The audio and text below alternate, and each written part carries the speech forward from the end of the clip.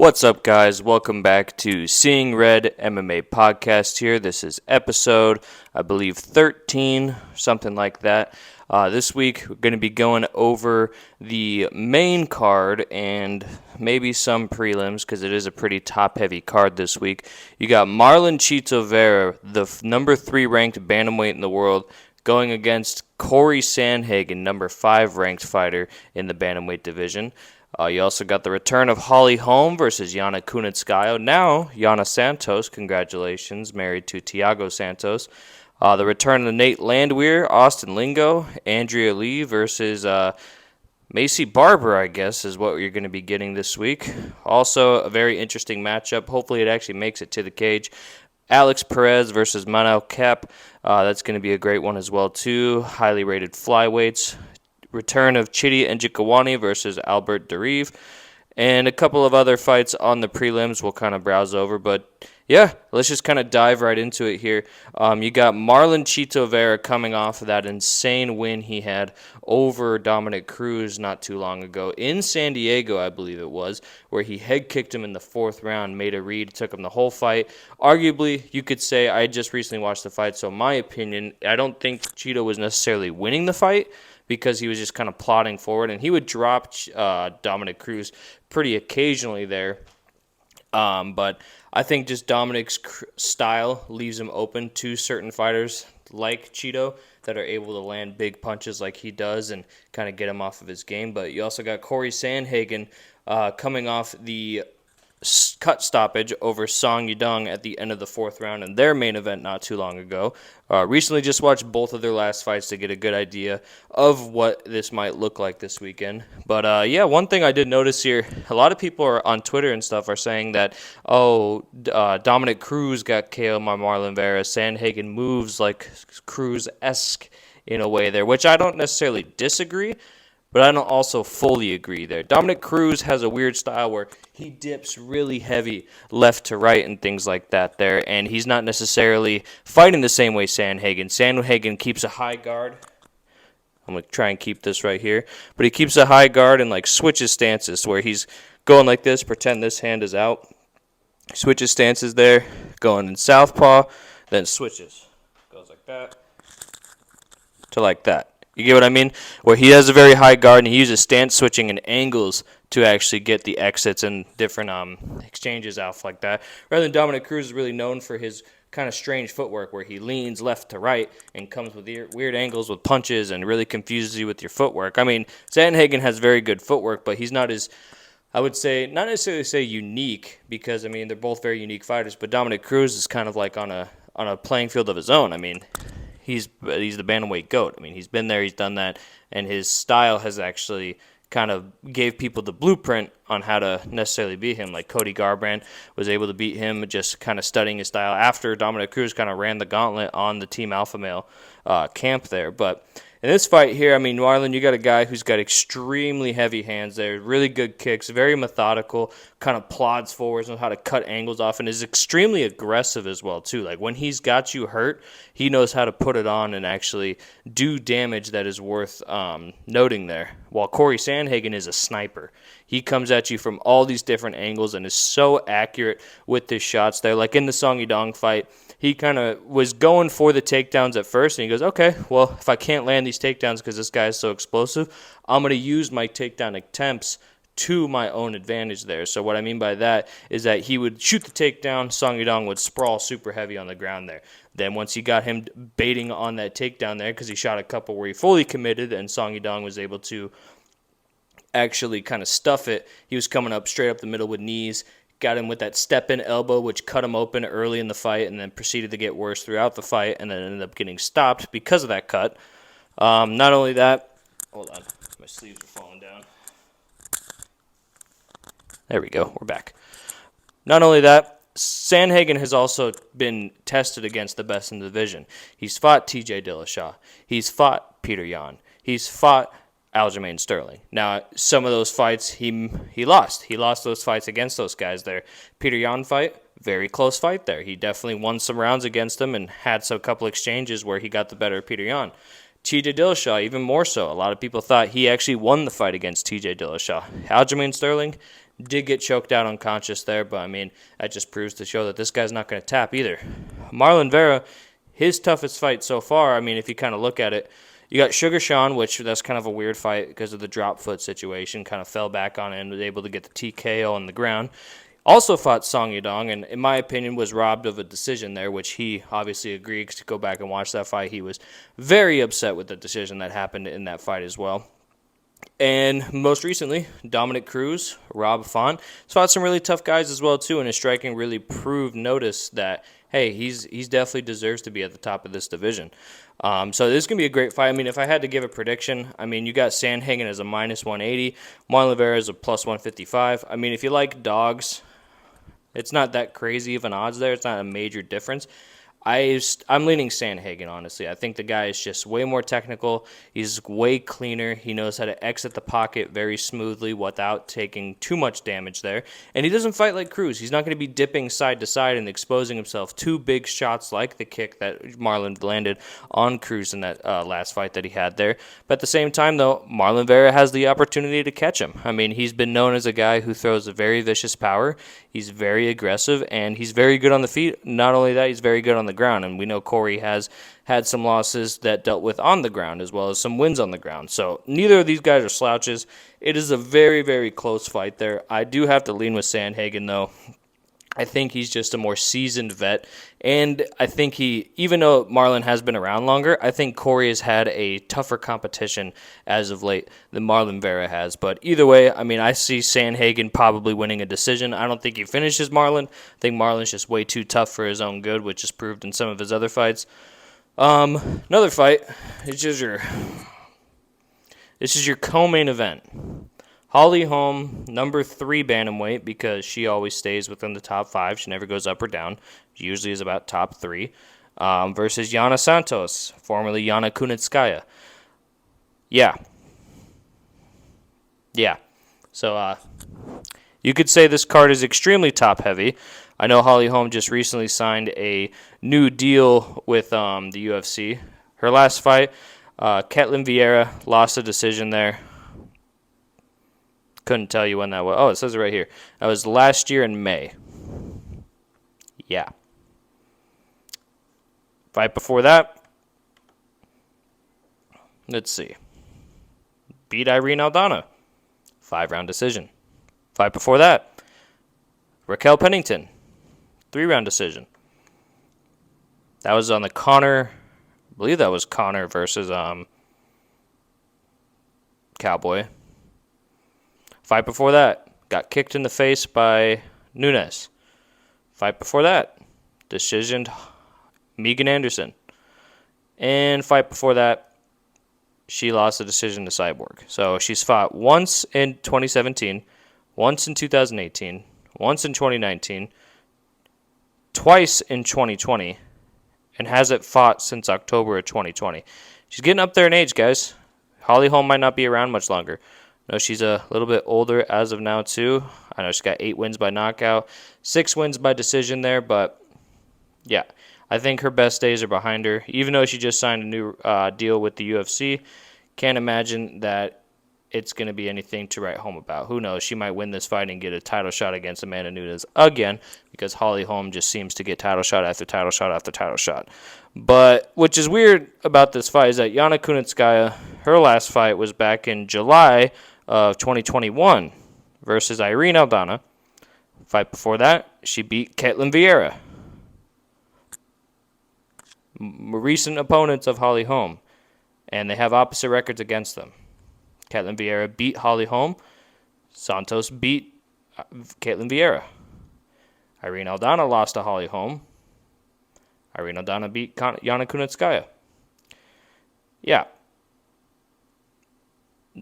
There's not much else to talk about on this one. I think that's your co-main event because they just needed to make sure Holly hits her number of fights on her contract. And now that she just signed a new one, this was probably like the last fight on her deal. Let's get her a new one before she sails off into the sunset doing HGTV shows and home improvement. If you want to bet on that fight, there's literally no odds on the website for it. There's no odds. So If your betting service, mine DraftKings, I would bet for that fight to go the distance. It's probably a safe bet. Probably an extremely safe bet. Now your fight before this gets a little bit more interesting here. You got Nate Landhwehr fighting Austin Lingo. Now, Nate Landhwehr is coming off the, I believe he got the win. Let me just double check to stay factual here. Yes, he fought Onama back on the Chito Vera versus Dominic Cruz card. He was the co-main event last time. He could have just bumped this one up and put Holly Holm down, but that's neither here or there. Nate Landhwehr, 8 wins by knockout, 1 by submission, 2 first-round finishes, 16-4, the number 15 fighter in the featherweight division. So he's a decent fighter. He's been here long enough to know the drill. I mean, he's here for a reason.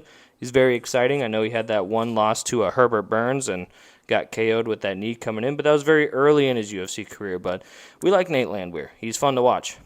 He beat Onama, beat Ludovic Klein, and then before that, lost to Julian Erosa via KO in the first round. So 2-1 in his last 3. So he's trying to get a win streak going here. I mean, he's got 2 wins going. Austin Lingo, though, on the other hand, is unranked, which not surprising. His last fight was Saldana at featherweight as well, too. So if I get these pulled up, view fight history. Beat Saldana, unanimous decision. Before that, lost decision to Kilburn. I don't even know who that is. And before that, lost a decision to Zalal. I think it's Yusuf Zalal, if I'm correct. So, yeah, he's 1-2 in his first 3 fights in the promotion there. So, yeah, it's a fight. It's probably going to be more exciting than Holly Holm versus Yana Kunitskaya. And if you're watching this and you're a women's MMA fan, that's fine. That's fine. That's completely fine. I was a big Holly Holm fan on her come up before fighting Ronda, and I hated Ronda, so I was hoping she would kick Ronda's head into orbit, which she did. Thank God. After that, bit of a drop-off. Her only other KO win was Betch Correia. Need I say more? Now, fight before that, now you got the battle of fighting the demons, as my buddy likes to call it. There will be a lot of space in between these girls while they're throwing punches at air. Andrea Lee versus Macy Barber, flyweight division. Andrea Lee, number 11. Macy Barber, number 13. If we look at Andrea Lee, she's actually had a decent run as of lately here. I mean, she lost to Viviano Araujo in the last fight. No slouch there. Viviano is top of the division. Unanimous, so... Cynthia Calvillo versus Andrea Lee. That one says, could not continue. Don't remember what happened in that fight. So it ended in the second round, so they're about to go into the third, and something must have stopped, whether that was a cut, whatever. She actually has a win over one of the Shevchenkos, Antonina Shevchenko. So it's pretty good as well, too. So she's basically 2-1 in her last 3 there. Not bad to have, especially in the flyweight division while things are kind of shaking up, especially with the new champion. Shout out Alexa Grasso. Then you got number 13, Macy Barber, who I'm still waiting to become the youngest UFC champion ever. So waiting for that to happen. I know her last fight, she retired Jessica Ai. Fight before that, beat Monica De La Rosa. And fight before that, beat Miranda Maverick. So she's actually on a 3-fight win streak right now. I did not know that. If you look at it, though, it's 3 decisions in a row.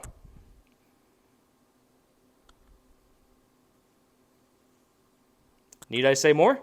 I think the safe bet for this fight is to also bet that it's going the distance. Don't even pick a winner. Just say it's going to go the distance. But if I had to pick a winner, I think Macy Barber probably gets it done. She's a minus 275. Andrea Lee's a plus 230. I think the odds reflect that. But, yeah, you can bet those. You could probably parlay Holly Holm and Kunitskaya along with Lee and Barber, both going the distance. Put that on your parlay. It'll probably hit. Then you got Alex Perez versus Manel Kape. Now, this is interesting because Alex Perez, very highly touted going into his UFC career. I mean, he's 24-7. Definitely very seasoned. Last fight was getting buzzsawed by Pantoja, so not very good fight there for him. He got submitted in the first round after taking some heavy shots. Fight before that, fought the former champ Figgy. Also got submitted in a minute. Fight before that, KO Jussier Formiga. So his last 3 fights, he's 2-1, but fought Pantoja July 30th of 2022. Figueiredo 2020, so there's a 2-year gap between the Figgy fight and the Pantoja fight. And then before that, it was about what was that? About a 5-month gap between Figgy and Formiga. So he's definitely been on a long layoff here in between the Pantoja and Figgy fights. So those are not good fights to have a long layoff in between with. In this case here as well, I don't think Pantoja gets it done. I don't think Perez gets it done here. I think he's kind of more, not necessarily a gatekeeper, but I think he's kind of one of those guys where if you beat him at the top of the division, you're kind of getting a top 3 fight later on. But Manel Kape has been kind of on a tear lately. Dvorak, decision, unanimous. Fight before that. Zumagulov. I know this guy, I can never pronounce his name right. Zumagulov KO'd him. Fight before that was able to KO Odie Osborne. So he's on a 3-fight win streak currently, and he's ranked number 9. So best believe if he gets a decent win over a guy like Perez, he's probably going to get launched up higher into that division there, which we definitely need, especially with the new champ here, Brandon Moreno, new and former champ. So definitely some fresh blood in there. I think probably Brandon Moreno is probably going to fight like a Pantoja here soon. I would guess, just because it seems like Pantoja's been running through the division there and just kind of waiting to get a title shot, and already has 2 wins over Brandon Moreno if you count the Ultimate Fighter. If not, he only has 1 win. To open up your main card, you got Chidi Njokuani versus Albert Duriev. Now, I like Njokuani here. He's got one of those Morgan Freeman voices where he's just super deep. Sounds like Barry White. I like it. Lost to Rodriguez, not without actually putting some damage on Rodriguez there. If you remember, Rodriguez has that nasty cut across his forehead there. That was on the Song Yadong versus Corey Sandhagen card there. So I remember that one very vividly because I was like, they're going to stop this fight. And then Rodriguez comes out there and finishes Njokuani in the second round. Fight before that, KO's Dusko Todorovic, who just recently blew his knee out on the prelims of Edwards versus Usman. Before that, KO's Barriot, who just got a win over Julian Marquez. So this guy, he's 2-1 in his last 3 here, but all of them have got the distance. So expect this guy to come out guns blazing and look to get the finish, because that's all he seems to know how to do, which is going to suit nicely against Duriev, because Duriev is one of those guys who also comes to bang. Last fight lost to Joaquin Buckley, doctor stoppage at the end of the 3rd round there. Must have been a cut, something of the sorts. Before that, Kopylov won a 3-round decision over him as well too. But if you remember, he had that gnarly Contender Series knockout where he kind of threw the head kick and the tip of the knee is what caught the guy. So definitely knows how to finish a fight, knows how to be in wars. If I had to pick, I think Njokuani is probably just a little bit too long, a little bit too powerful to Duriev. So I'd say Njokuani wins this in probably under 2.5 rounds, if I had to parlay that, along with the women's decisions that are probably going to happen. Also got the return of Daniel Pineda versus Tucker Lutz. Now, we know Daniel Pineda pretty well here. He's been fighting for quite a long time, has an extensive 27 wins, 14 losses here. His last fight was against Andre Fili. Could not continue. They didn't really give a winner in that one there, so no contest, end of the 2nd round.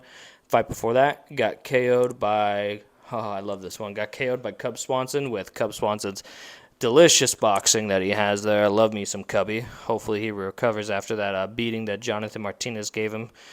And then fight before that was able to KO Herbert Burns. So this is a very good fight here just because this guy comes to fight, which his record shows. He's got 9 wins by knockout. And actually, surprisingly, I should have looked at this before I opened my stupid big mouth.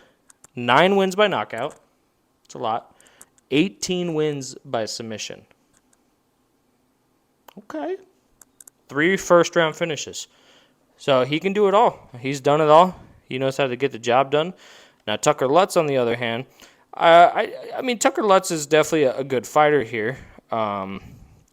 In his last couple of fights, I'm just waiting for the screen to load. Looks like fought Sabatini. Lost decision to Sabatini. Fight before that, was able to win decision against Aguilar. So he is kind of new into his UFC career here, so I would expect him to probably... I mean, he is, which is surprising. He's only got 2 fights in the UFC here. He's a minus 280 against Pineda, who's a plus 235, which is interesting. I might have to go back and watch the Andre Fili fight to see exactly why those odds reflect that, but Pineda's definitely been in the UFC longer. He's got more wins in the UFC. I mean, if you're 1-1 and you're only 2 UFC fights, something's going on. But regardless of that, Steven Peterson, guy with the flaming Superman eagle chest tattoo. Probably seen him around a Circle K or something like that, or maybe a 7-Eleven buying a pack of smokes, hucking some darts outside, asking for $1 at some point. I don't know if he does that. He looks like the kind of guy that would. Fighting Lucas Alexander. Now, I know Steven Peterson has kind of had an up and down UFC career. I mean, he's 19-10, so he's been around the block.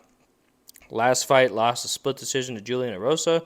Fight before that, actually beat Chase Hooper, so that's cool.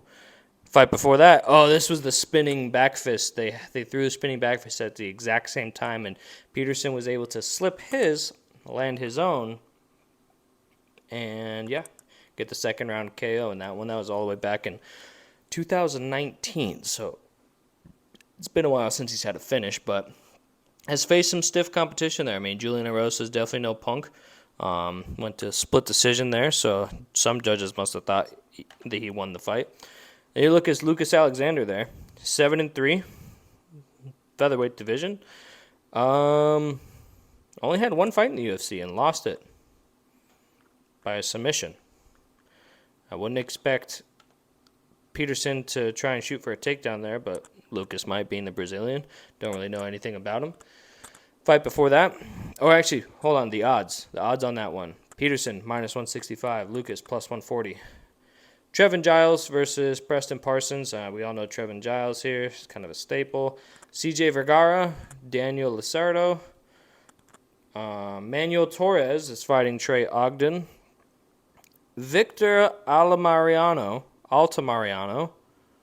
Oh, I remember this guy. He's young. He's a young Mexican dude. Comes to bang. Fighting Vinicius Salvador. So I don't even got to dive into that one. I just remember this guy's fight. He comes to fight there. So put your money on this kid. Then you got Haley Cohen opening up the entire card against Tamirius Viadal, who doesn't even have a picture on the UFC website. So it must mean she's making her debut. But that's pretty much your fights for the night here. I mean, if I had to pick the fights that I would look out for, it's Chito Vera, Corey, obviously. I almost just said Holly Holm versus Santos. That would have been hilarious. Nate Landhwehr always comes to fight. Manel Cape, Alex Perez, Njokuani, Durev. Maybe sprinkle another one in there. Pineda versus Tucker Lutz. It's pretty much what you got going on here. Now, the one thing I did want to mention here, where does the main event fighters go if who wins? Corey Sandhagen wins. He's already fought the current champion. He's fought the former champion, the other former champion. Lost all of them. Marlon Vera hasn't fought a former champion besides Dominic Cruz, but definitely a Dominic Cruz that has been far removed from holding the title. It's a weird one because if Marlon Vera wins like a decision, does he get the title fight of the winner versus Cejudo versus Aljamain? Or if Cejudo wins, does Merab get the title fight? Or does Merab not fight Aljamain if Cejudo loses and Marlon Vera gets the title shot? But then Corey Sandhagen, on the other hand, has fought Aljamain Sterling and pretty much got ran over. So if Corey wins, I think he just goes ahead and fights Merab because he knows he probably needs one more definitive win to get a shot against a guy who pretty much ran through him, to be frank there. I mean, it was unfortunate the way I say that because I am a big Corey Sandhagen fan, but Corey did kind of get ran through there in that fight against Aljamain. So I don't know. It's a weird fight, but it's going to be a great fight. Two of the most dangerous guys in that division, two of the most blood and guts, fuck your day up, like send you home with stitches and bruises type of fighters, and that's what we love. That's what we come to watch. We come to watch the drag them out dog fights that these promotions put on, and this is probably as good as it's going to get. And if you like technical striking, if you like smooth transitions, smooth exits out of the pocket while landing strikes, and just creative strikings, this is the main event for you. I've been looking forward to this since it got announced. I'm going with Sandhagen here. Make a parlay. I say this fight definitely goes over 2.5 rounds. Parlay that with Holly Holm going the distance. Not saying she's the winner. I'm just saying she's going the distance. Along with Macy Barber and Andrea Lee going the distance. Probably Njokuani under 2.5 rounds. And then if we throw a prelim fighter in there like Salt Bay, just pour something on there, I'd say you bet Daniel Pineda. But, yeah, that's your fight for this weekend here. This is going to be in San Antonio. Looks like main card Mountain Standard Time, which is over here in Arizona, starts at 4 p.m. for the main card. Prelims, I believe, start at 1 p.m. Yep, 1 p.m. Mountain Standard Time. So set your clocks accordingly to watch this card here. I mean, maybe a couple of fights on the prelims. You probably want to get through some of those there because it looks like it's going to be pretty much a banger of a card. But a couple of fights on the main event. You know who I'm talking about, or main card, better said. You can go take a piss break, go have a smoke. Maybe go call your wife, call your girlfriend, do your taxes. If you got to rotate your tires, who knows? Do something like that. Anything to prevent you from watching Holly Holm fight again. Watch her scream as she punches and throws a three-punch combination while going, ha, ha, ha, ha, ha, and marching down Yana Santos, who I don't really think is dangerous, but I'm just blown away how shitty that fucking co-main event is. I'm very disappointed. You could have put Alex Perez and Manel Cape as the co-main event and then just bump Holly Holm down one notch. Nobody would have complained. I'm still shocked that she's fighting. Isn't she like 40-something? She's like 41? She's one step away from redecorating houses on HGTV.